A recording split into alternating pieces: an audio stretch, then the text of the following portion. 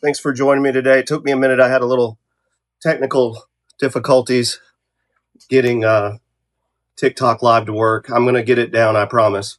Um, so today I wanted to talk to you guys. I'm seeing a lot of people reaching out to me, and their comment is that they bought in 2022 and they don't think that they can afford to sell. And that's a lot of times what I'm finding is it's not actually true. Now, sometimes it is. One of the things that people are finding out is they don't really know how to get a true estimate, like a real close estimate of value of what they actually owe. So there's two lanes.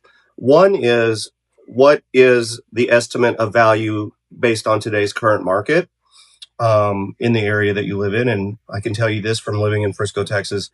Across all of Frisco, they have different markets everywhere. So depending on what side of town you're at, um, Frisco is actually, this is the weird thing. It's separated into two separate counties. So half of Frisco's in Collin County and half of it's in Denton County. So you'll get a different value there. You'll also get a different value. We have like four different zip codes. We have 75033, 75034, 035, and 036. Those are all completely different little areas where markets, and they're close, but if you don't start off with the right idea of exactly where you live in relation to where your house is, or if you just have somebody plug in Frisco, Texas, and this is what I paid, you're not going to get an accurate value of what your home is currently worth. I mean, I know that that doesn't mean that's what it's going to sell for. Days on market plays a lot of that, so if you were to set the price or just be in an unfortunate situation where there's some things happening in your micro, what I call your micro marketplace. If you're 90 days on market, that's going to change. But essentially, what you can do is you want to make sure that you're not going by the Zillow Z estimate. That's one of the things that people do, and then they just add plus or minus 20 to it, I think, a lot of times, or plus or minus 30, or pick a number. And unfortunately, it's not a good indication when things are running. If you bought, now we're talking to people that bought in 2022. Okay. So a lot of this might not apply. However, some of the later 2021 people and some of the early 2023 and beyond, if you bought, especially if you bought a new construction home from a builder in 2023, you sort of paid at the top of the market where the incentives weren't fully realized at that point. So, I say 2022, and what I mean is you bought at the top of the market. Things have changed drastically since then, as we all know, because of a variety of factors, which I won't go into today because that's not the topic. But essentially, you bought it 2022, meaning that you bought at the height of the market for whatever the reason. And that's not like a shame thing. That's not like, you did bad. Matter of fact, what you bought in 2022, that's what you bought. So all you can control is what you have and where you're moving to and why you're moving in 2026 or 2027. And so take the emotion out of it the best you can. That's why you need somebody like a professional like me or somebody like me. Of course, I prefer you use me to contact me, and let's find out what's really going on. Let's find out what the real numbers are. And I'm not talking about a CMA, and I'm not talking about a Zillow estimate. I'm talking about, let's see what the current marketplace will bear reasonably at this moment in time in your neighborhood, in your micro market, in Frisco or Prosper, Salina, Dallas, wherever you're at, and let's find out what things have been selling for. A lot of times, this is kind of the old joke with realtors is, you'll go take a listing appointment and you'll just start talking about what the listing price needs to be. This is the old thing, right? I mean, even people that aren't realtors know this. Oh, my neighbor sold 2 years ago, for $200,000 more or $100,000 more than what we're talking about. I actually had that happen to me personally. I have neighbors that sold a couple of 3 years ago across the street, same floor plan. They had a pool. A lot of times people don't take into account some of the upgrades that people have done. That's another common feature. They just want to be real general on the sell side, but they want to get real specific on the buy side. Guilty as charged myself. But you have to be reasonable about what is the value of the home. You don't want to guess too high. You don't want to guess too low. In fact, you don't want to guess at all. Margins are running so tight. Um, so you really need to start with an accurate value of the property. So once you have an accurate value of the property based on a lot of different features and things around you and what things have actually sold for within a mile or a half mile in the past, I like to say 30 days. I mean, I might go, if there's not enough comps, like 60 days, but that's only just a little piece of it. Like, there's some other things about your house, where it is in the neighborhood, all these kind of things, so we can get it hammered down to what the market would bear, currently. And number one, if that's it, reasonable to you, and that doesn't sound like it scares you off, um, because right now you're just sitting. If you haven't sold yet, by the way, let me make this point. It's just like the stock market. You're holding stocks that are no longer. I'm really good at this, by the way. I buy high and I sell low sometimes. Actually, that's not true anymore, though. I might buy high and I might look at it every day or every week or whatever, and it might seem low, but those are what we call paper losses. Those aren't actual real losses until you've actually made the transaction. So if you're not planning on selling your house today, it really doesn't matter what the value of the house is, unless you're planning on, pulling some equity out or whatever. But with the interest rates these days, currently, I think last time I checked, they were running high sixes. Um, Usually that's not an issue. So we really do, if we're not selling, we don't care. Go up and down, whatever. I'm living in this asset that's over the long haul making equity. So, but if you have to sell, now there's a lot of reasons people have to sell right now that have only just moved in 5 years ago. Um, Jobs, their family or health situation changes, they get a relocation deal, maybe they lost a job. It's just a lot of things, right? Your health, or I'm seeing a lot of the baby boomers that are needing to take care of aging parents, and so they're moving. Any situation you can think of, even people that just maybe feel like they made the wrong lifestyle choice.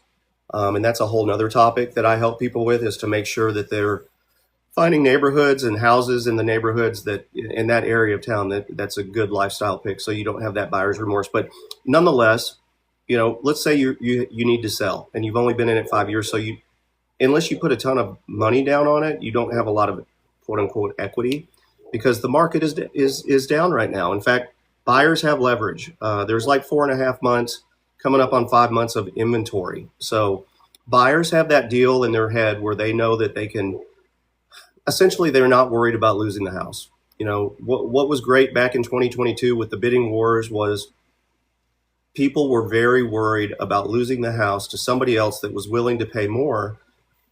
They were willing to pay more because there wasn't any supply. There was more buyers than there were sellers.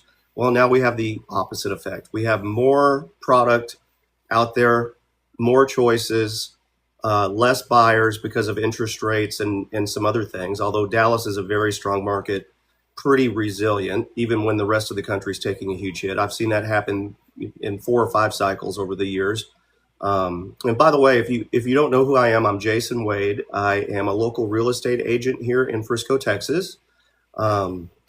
A lot of people have heard of Frisco, Texas. They used to just hear that Frisco was the town next to Plano. They'd say, "Oh, where are you from?" And I'd say Frisco, and they'd say, "I don't know where that is." And I'd say, "Well, it's the town just right next to Plano." And they go, "Oh, I know where Plano is," because of all the business there, EDS and J.C. Penney's and yada yada. So anyway, but that's changed. So people typically, you guys know where Frisco is.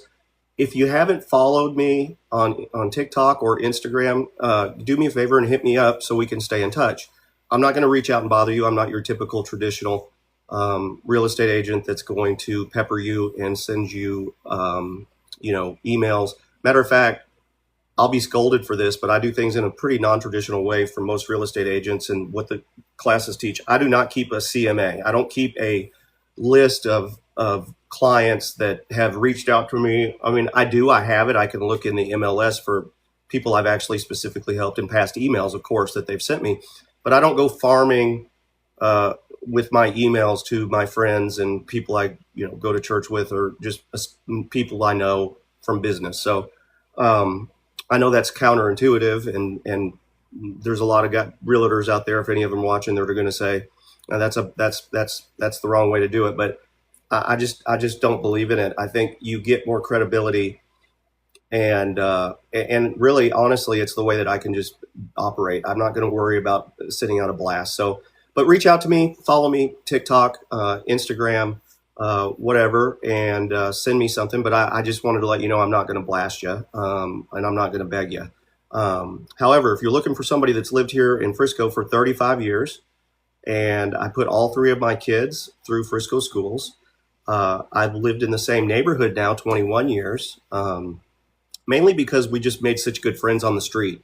We chose the right neighborhood for us and the right lifestyle, and it's held true even as we've all aged and our kids have gotten older. So that's the main reason. But I've watched this market out here, and I live in West Frisco, like this Northwest Frisco quadrant. And I've watched a lot of things change. I've watched fields go in within the last couple of years. I've watched PGA go in. I've watched Universal go in, and I've seen what the housing market's done all around it, and the people that are moving in for jobs and who's moving here corporately. It's really a fantastic time. And Frisco is, contrary to popular belief, Frisco's not dead yet. That's what I want you to leave here knowing. But let's get back to your house. For those of you that bought in 2022, maybe at the top of the market, or pretty close to the top of the market, and then the interest rates hit, and then the builders started ramping up inventory and doing their interest buy downs and stuff.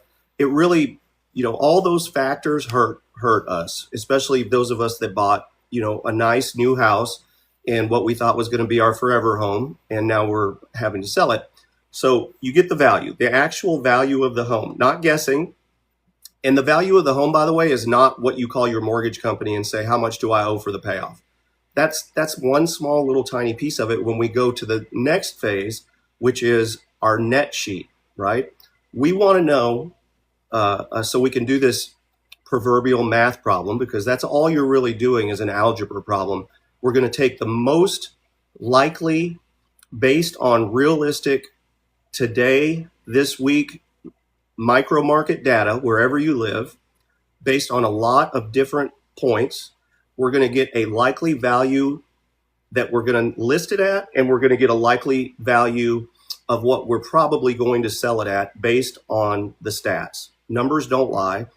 So we can see the trends, and we can say, okay, we're not putting the sign in the yard today, but we now know about today, this week, not forever, but this week, this is what the house is going to approximately sell for, which is going to get us tight in that range. So then the next step we want to do is we want to take into account a few things so that we can get what our net sheet would be, okay? This might be reversed to you guys. Sorry about that. But we want to take our likely sales price. We want to minus the mortgage payoff, right? The exact mortgage payoff. Don't guess. Don't look at your most recent monthly bill. Call the mortgage company. Get them to email or send you the actual payoff, okay? We want to get the selling and the closing fees estimated, and we can do that by calling one of my friends that works at a title company, and they will give us that, and then I can give it to you. We want the buyer concessions and repairs that are most likely to need to be made. So, example, some of the big things, some of the little ticky-tacky things we don't care about because it's not going to make a hill of beans. But what we really care about is the big stuff, right? The roof, foundation, termites, okay? Those are the things that are pretty much non-negotiables with buyers in this market today, especially since they have all these choices, all this supply to look at, and they don't feel like they're going to be underbid or outbid to lose your home. So need to get it in the best shape of its life. Need to start collecting all of the stuff that you've collected and saved over the years for proving that the roof's been replaced on this date, right? Not a big deal. You can get a hold of the contractor. You can go back through your credit card receipts. You can go back through your insurance company at the time.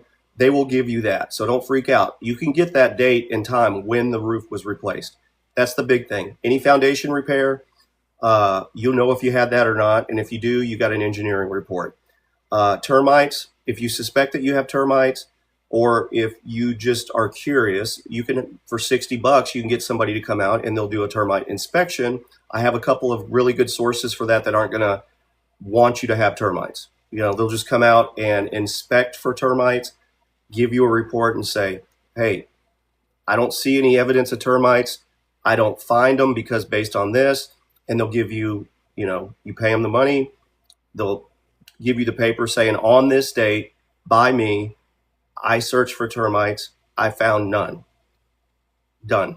Easy, right? Those are the big three things. There might be some frosted windows that have fog in them. And it's just like, okay, well, we're not going to worry about those right now. Okay. What we're trying to do is get a close, good value of what the home would sell for, and then start minusing off the deficits. So we know what our cash in our hand would look like if we sold it this week at this price. And then last but not least, and this is the big thing, is the tax and HOA prorations. So if it's later in the year or past the halfway mark, that's going to be less. And if it's the first half of the year, it's probably going to be more when you go to closing. It's a pretty simple way to keep it in mind. Again, there's where our title friends come in that can help us.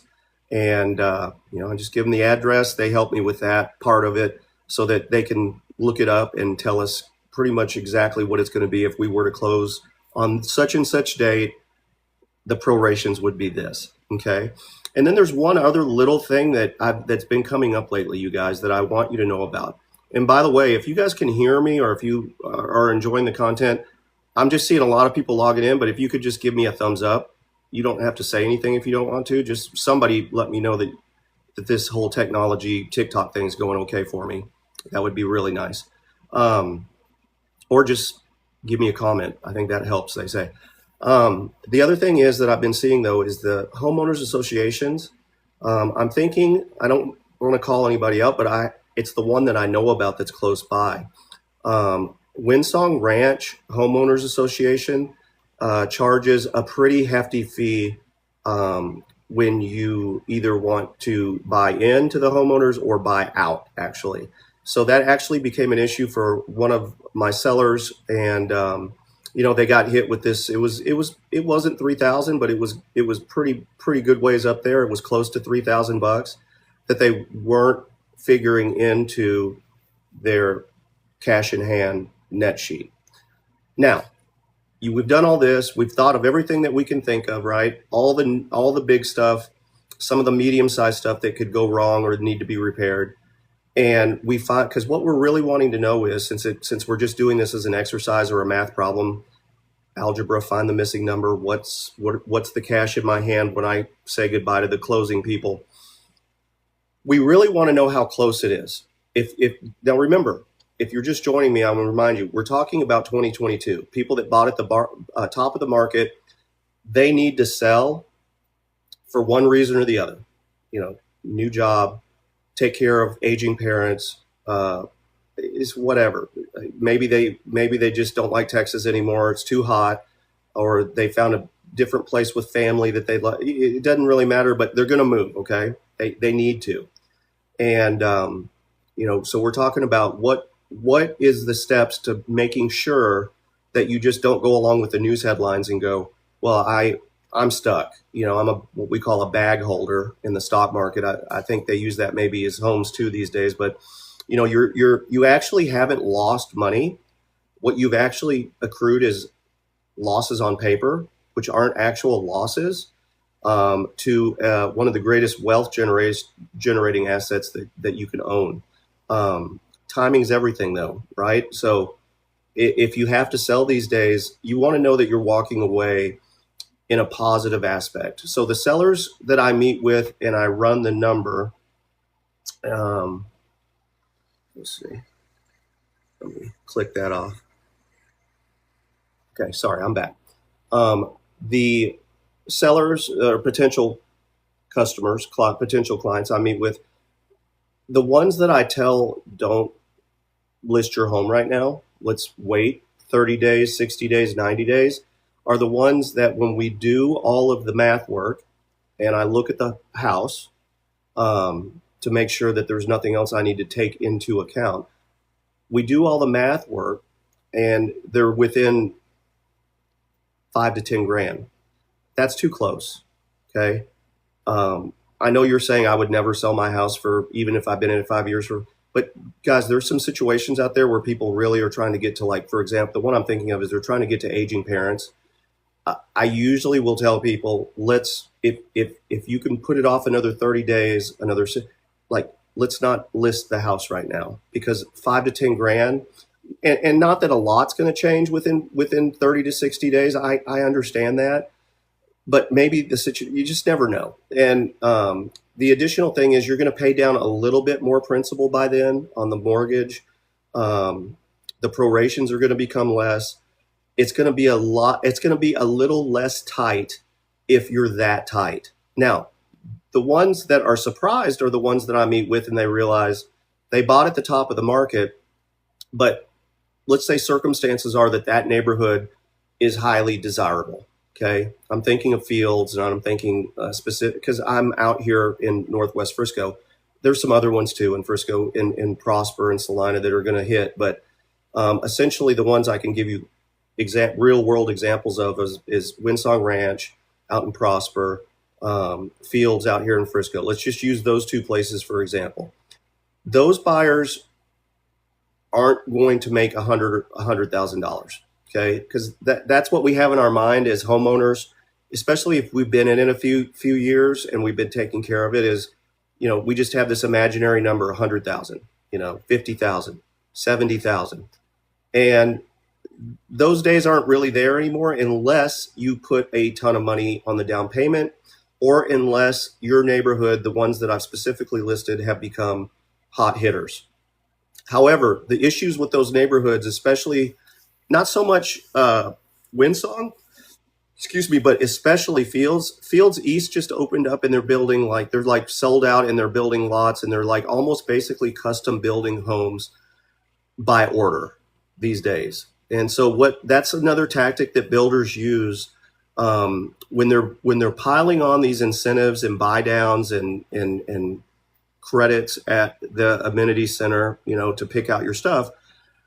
Somebody takes the hit on that, and it's the builder. And what that amounts to, just so you guys know, a real world number is, on every home that they do that to, is about 12.5 to 15%. So, for example, if they were planning to make 30% profit margin, basically they've cut their profit margin in half. Now, one of the ways they can help mitigate that and try to ride out this storm of too much produce and not enough buyers is to slow down the building. So they slow the building down, which helps in the short term their balance sheet for that month or that quarter. And basically, yeah, you can get a house there because they have lots open. They're going to charge you they're going to try to hit you for like a $20,000 or $30,000 buyer premium lot if it's anywhere near a green space, a golf course, a pocket park. That's, just so y'all know, on a side note, that's money that you just took equity out of your pocket and threw it to the wind. Because when you go back to sell that house, you're not going to recoup but about maybe 10 to 15% of whatever it is you pay for that lot premium. The only one that makes money on lot premiums is the builder. You're never going to make money on lot premium. So FYI on that. But yeah, so they can slow down the building. And so what happens is, maybe somebody like me has some people coming in from out of town, and they're looking at Fields because they like the area, and I don't disagree with them. I like it too. And I take them, and they're looking to see, all they can really see is the models and some homes that have maybe about to close, but somebody else has already spoken for them. And then they can sit you down and, start building your house and put it into production. How that's different from earlier in the spring and the summer was you could literally go to Fields East Village and pick out your home. They were probably in the process of building it or almost done with it, or they'd show you a chart of, here's the lots. This house is almost done. This house will be done by this, this date, July 10th. This one's, after that, and no, they weren't spoken for. but they were building them at a breakneck speed, right? So now what's happening is they kind of clamp down the building process because they're having to, throw out to stay competitive and sell houses. They're having to give away the farm. Essentially, they're giving away the farm. So that's the other thing I was going to remind you guys of that I've seen happen is went to meet with some people and they told me the price of the house, and I got looking through the paperwork, and then let's just say it was 700. Let's say it was 700. What I discovered was that was the original asking price of the house, but what they didn't realize was that wasn't the sell price of the house. They actually bought the house for 650, and the way that they did that was the builder had thrown in closing costs and a couple other incentives that made the actual price of the house just a tad under 650. So all this time they're sitting there thinking that their total buy-in, their total out of pocket was 700. Their actual out of pocket was 650. And I've run into that. So that's the other reason I need to caution you guys about thinking automatically, oh, it's 2022, it's a buyer's market, and I bought, at the top, and the market's falling out the bottom. It's true to some extent in some areas of the country, and it's still true in Frisco. We're down 2.1% year over year. So that's not as bad as some other areas. I get that that's still real money and cash in your pocket. Believe me, I know, I get it. But we're not down as bad as the media would have you to believe when they're talking about the macro housing market of the United States, because you get these big builders that build all over the United States, and they're going to report just general financials. But what you and I care about is Frisco, Denton County, Collin County, which side of Frisco, what's your zip code, those things. And so, don't buy in too much mentally to use that stuff as big picture stuff just for trends, but your actual specific situation might be a lot different than you think it is. Now, what does it cost you to hold the house? That's the other thing that I factor in. I have a score for that. So, and that all depends on what your house payment is, what your situation is. I have a few other metrics, but essentially what that means is, what is my carryover expense? So if I hold the house and I keep it, sorry, I feel like I have gray beard hair sticking out here, but maybe I do. I'm of that age. If I hold the house for another month, 2 months, 3 months, 6 months, 1 year, let's talk about HOA fees and if they're going to go out. Let's talk about taxes from the school district, from Collin County Community College District, or Collin College it is now. Let's talk about city taxes. Let's talk about county taxes. Let's talk about any taxes that are going to accrue and potentially go up while you're holding, waiting for the market, okay? Let's also talk about carryover costs when it comes to insurance. I'm going to tell y'all something. Frisco, Texas, these houses in Prosper, Frisco, Salina, draw a radius in North Dallas of these northern suburbs. Insurance companies, insurance is high. Let me just leave it at that. Insurance, if you do not shop for insurance and shop around, it's really gotten different in the past 5 years, really different in the past 7 years. I don't blame any one industry for that. A lot of people will try to blame, blame the roofing industry. I actually blame, corporate America and capitalism, which we all live under and we'll all take advantage of at some point in our careers. So it's unfortunate though, because that needs to be considered as a carryover expense.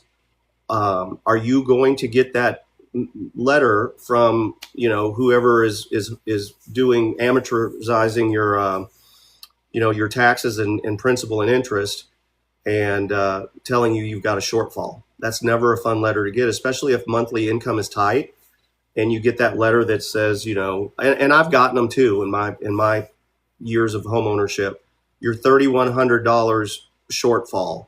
We project that you're, $5,000 shortfall. And so your house payment's going to go up this amount every month, $200 to $300 or $400.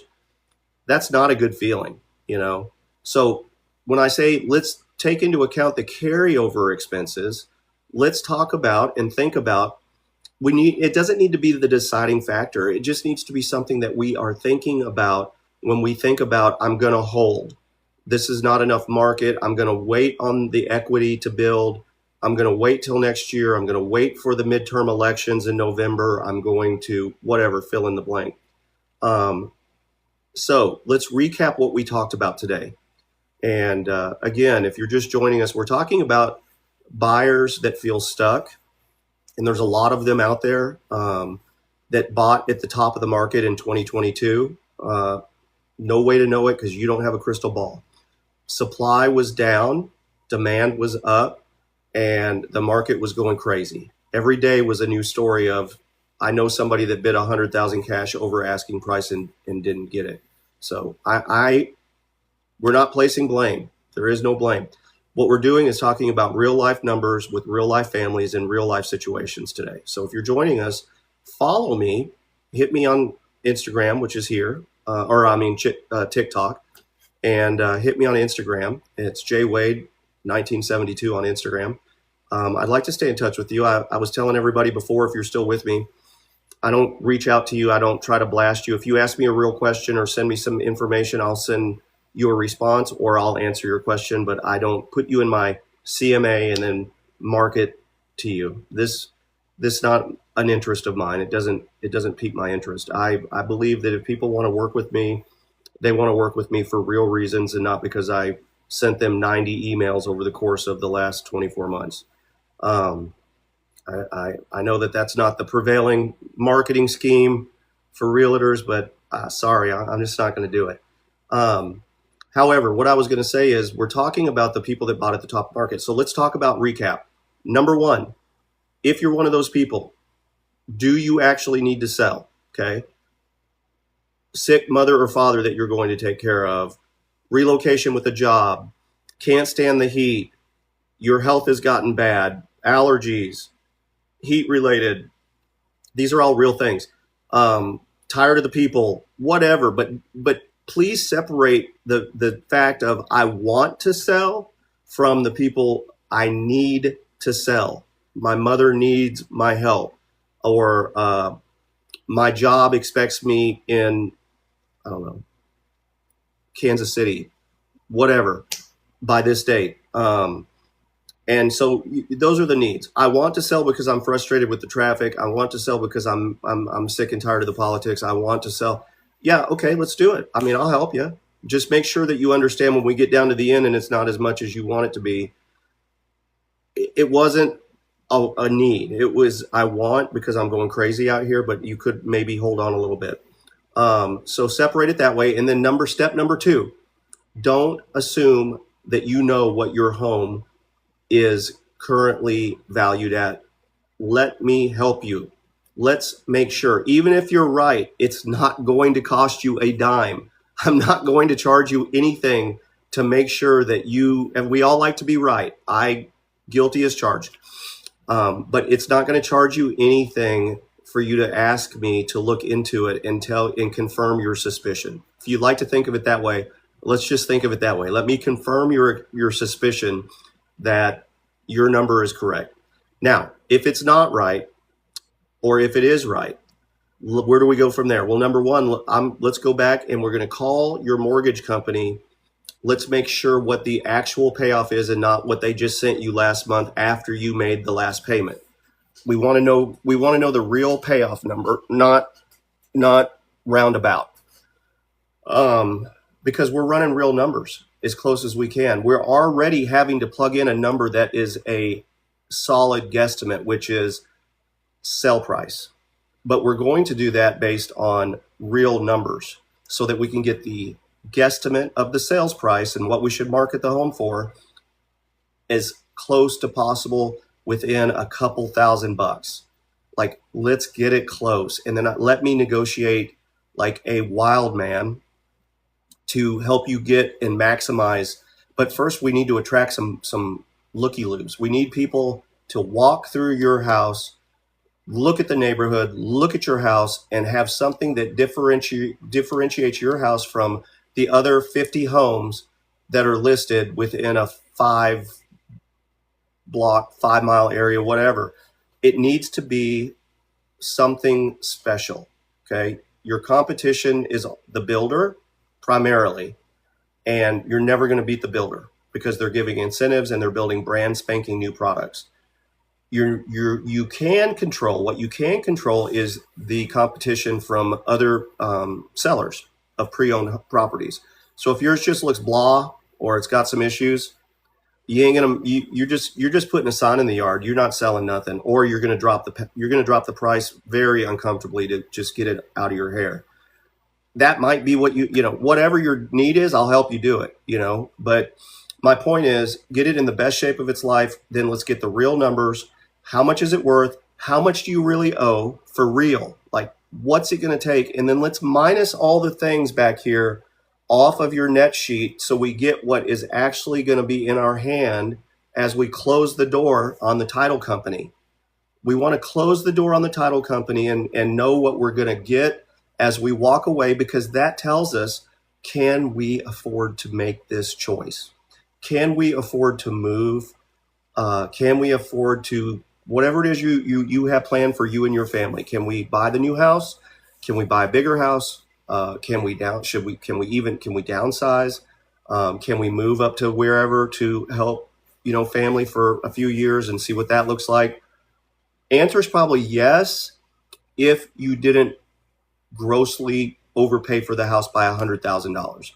If you weren't in a bidding war and insisted upon having the house and took cash out of your 401k, which carries a 20% penalty, and then also handed somebody $100,000 extra over asking price so that you could get the home, you probably are, what I've been finding is you probably can sell. You probably have more equity than you think you do.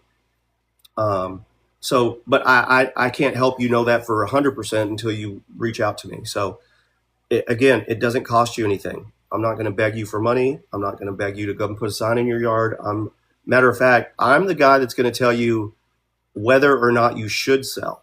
I promise you, if it doesn't look like you should sell, I'll be like, I wouldn't, and I'll tell you why, or if you tell me your plans and they're very important to you, then I'm going to tell you straight, like, yeah, you can do it, but it's going to be a slim margin. You're going to walk away with probably between 5 and 10. You're going to walk away with between 50 and 60. I'm going to tell you, because I don't like those uncomfortable situations that were never based in reality in the first place. I'm real picky about the numbers. Numbers is my thing. I spent a lot of my life in a different industry where people expected you to get it right.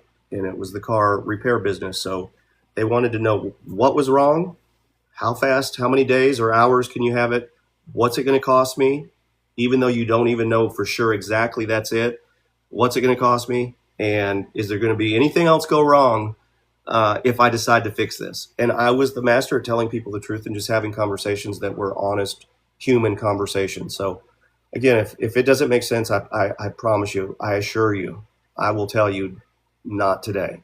Let's not do it. Because if I wouldn't do it, I don't want you doing it. If it doesn't make sense, hopefully that makes sense to you guys. And then, let's talk about, like after that, like what's the next phase? What's the goal? Think about very deeply, what is the underlying decision or factor that's making you want to do this? And is it based in reality? Is it a good thing? Those kind of things. But so you don't get down, we don't get like, well, I'll give you an example. The average days on market right now, and this is the median, is 47. That means median means half the homes are selling for under 47 days on market, but the other half of the homes that are sold this past month were selling for over. And it doesn't tell you how far over, but I can tell you there's it's not unusual to see 60, 90, 100, 114 days on market for that other half of the median. So my point is, let's not get down to the 30-day mark. We've been on the market for 30 days and you've had 10 showings and you're sort of getting sick of it and you realize, my heart's not in it. let's talk. Let's have a real conversation. Is your heart in it? Now, I'm not saying that's going to be your situation. You could sell faster than that. I've had people do it, but that the fact of the matter is, average Joe, good looking home, looks like almost a brand new home. Maybe it was a builder home when you bought it. It's taken some time, man. It's not the Frisco of yesteryear where it was 5 or 10 days on market and down the road motors. And might I add, that's separating a lot of the new realtors who their marketing plan is, I'm going to put a sign in the yard and I pray that it sells in the first 10 to 12 days and we get an offer. Because it's kind of like that old saying, nobody knows what they're going to do or how they're going to react until they get punched in the face or in the nose. You really see where inexperience comes in when your whole marketing plan was, let me convince them at the listing agreement to let me do it, put the sign in the yard, and then 12 days or 15 days later, it starts becoming uncomfortable for both parties because that was your whole marketing plan and it doesn't look like it's going to come through.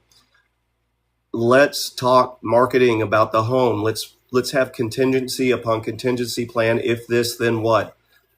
And have a real conversation. That's where you see where people complain, sellers complain that their real estate agent kind of ghosted them. They ghosted them because they're embarrassed of themselves. Basically they got nothing else to say. Now they'll frame it as the sellers are crazy. They think they're asking, they were asking and I told them that it should have been, okay, prove it to me in writing. But usually what it really is they're not communicating or doing open houses because the first, what I call the 12 day spray and pray didn't pan out, and they had no contingency because they were just so excited to get the house on the MLS for you and have a client that they could tell people about. So pick the right person.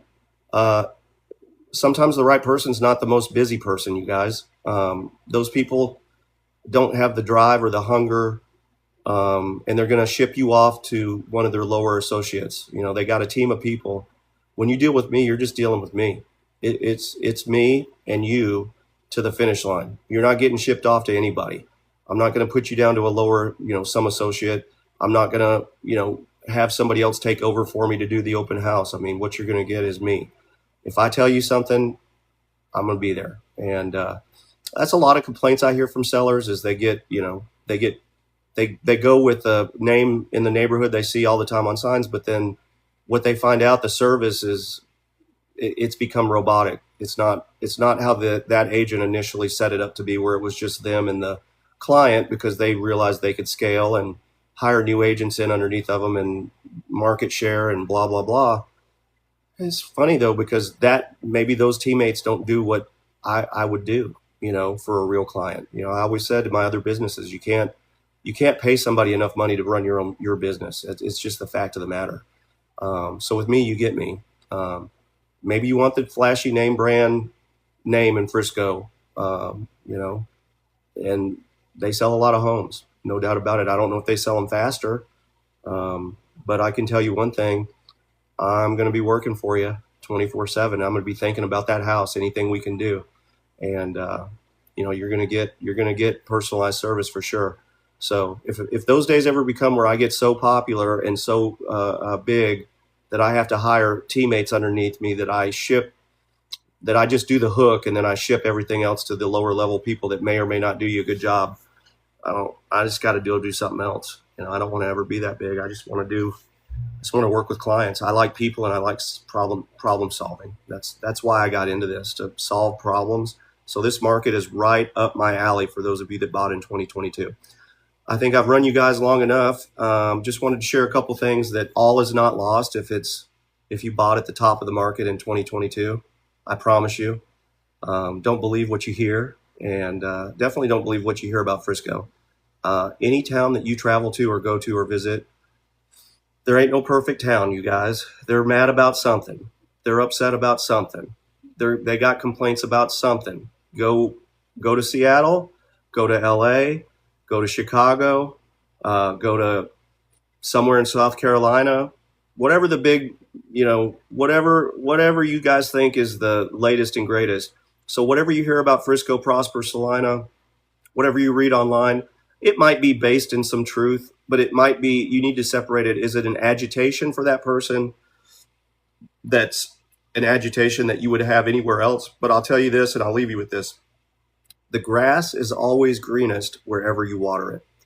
And so I'll leave you with that today. Reach out to me if you have questions, comments. I'd love to hear from you. If you don't even need me and just want to say, hey, dude, tweak this, or I had a question about this, that would tickle me pink. I'd love to get some kind of response from you guys to let me know somebody was watching.